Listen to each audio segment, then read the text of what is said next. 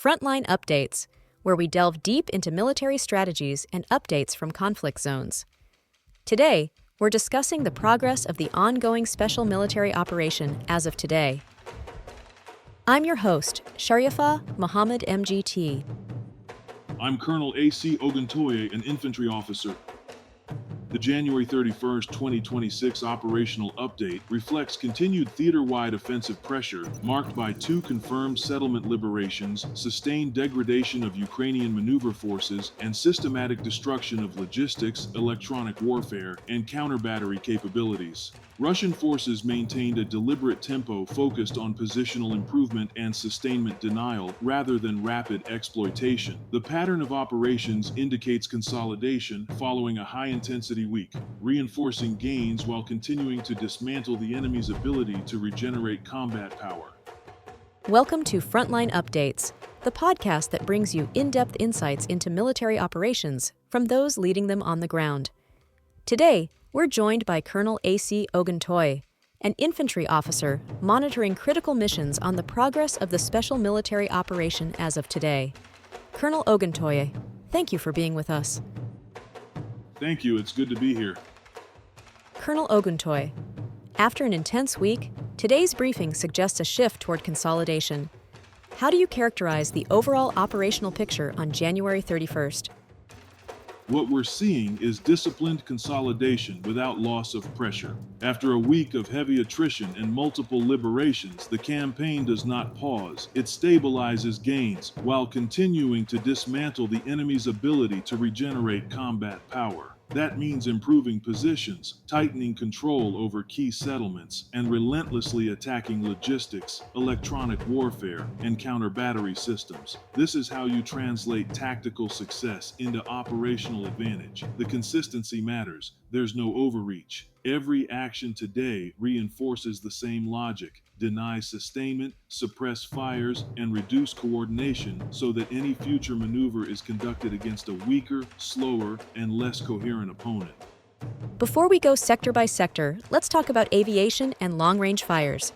What role did they play today? Operational tactical aviation remains central to shaping outcomes. Strikes against transport infrastructure, ammunition depots, and temporary deployment points directly attack mobility and force generation. When transport nodes are hit, resupply slows. When depots are destroyed, artillery tempo collapses. When deployment points are disrupted, rotations and morale suffer. The value here is cumulative. Aviation, missiles, artillery, and attack UAVs compress the enemy's operational timeline. Ground forces then face fewer fires, less reconnaissance, and brittle logistics. That's not support, it's campaign design in action. Turning north, what stands out in Sumy and Kharkiv today? The northern sector continues to function as a fixing and shaping front, defeating mechanized, motorized infantry and territorial defense units while destroying an electronic warfare station and multiple depots reduces both combat power and resilience. Even with relatively modest personnel losses compared to other axes, the impact on sustainment and command is significant. This sector's value is in what it denies. Forces held here cannot reinforce elsewhere, and the steady removal of depots shortens endurance across the northern belt. The West again saw depot destruction and Western equipment losses. Why does this sector remain so logistics-focused? Because artillery warfare is logistics warfare. By defeating mechanized and assault formations and destroying 4 ammunition depots, you collapse fire sustainability without needing constant direct engagement. The loss of US-made M113s and artillery pieces further reduces protected mobility and suppressive capacity. Improving positions at the same time preserves survivability and keeps options open. This is economy of force applied to high payoff targets. In the South, electronic warfare and fuel depots were hit. How should listeners interpret that? This is deliberate shaping near urban adjacent belts. Destroying EW stations exposes units to drones and precision fires, while eliminating fuel and supply depots constrains maneuver and recovery. The loss of a German-made Marder underscores the erosion of higher quality platforms. The aim is to hollow out defenses without rushing into urban combat. You weaken the ecosystem first, then decide the tempo. The center saw liberation today. Why is Turretskoye operationally important?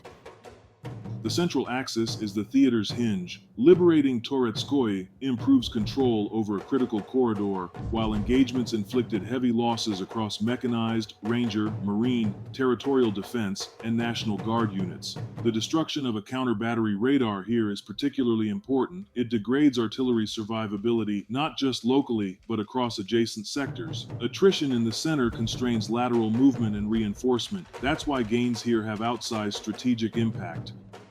The East also saw liberation. What does Petrovka tell us about the state of defenses there? Petrovka's liberation indicates continued erosion of defensive depth, defeating mechanized brigades, assault regiments, and marine units while inflicting substantial personnel losses reduces counterattack capacity. Depth ceases to protect when sustainment and coordination are consistently degraded. The Dnipro axis often appears quieter. What's its role today? Containment and interdiction, destroying vehicles and EW station and ammunition depots isolates the battle space and prevents buildup. It protects neighboring axes and denies asymmetric options without requiring large-scale maneuver. Finally, air defenses intercepted multiple threats today. How does that fit the broader picture? Layered air defense preserves freedom of maneuver. Intercepting guided bombs, a HIMARS rocket, and dozens of UAVs denies reconnaissance and strike. That protection underwrites everything else: ground maneuver, logistics interdiction, and aviation strikes. Colonel, thank you for providing such a detailed briefing on the current military situation. Your insights are invaluable to our understanding of the conflict's dynamics. And thank you to our listeners for tuning in. Join us next time as we continue to provide up-to-date coverage on global military affairs. Stay with us for more updates and expert analyses on global defense and security issues.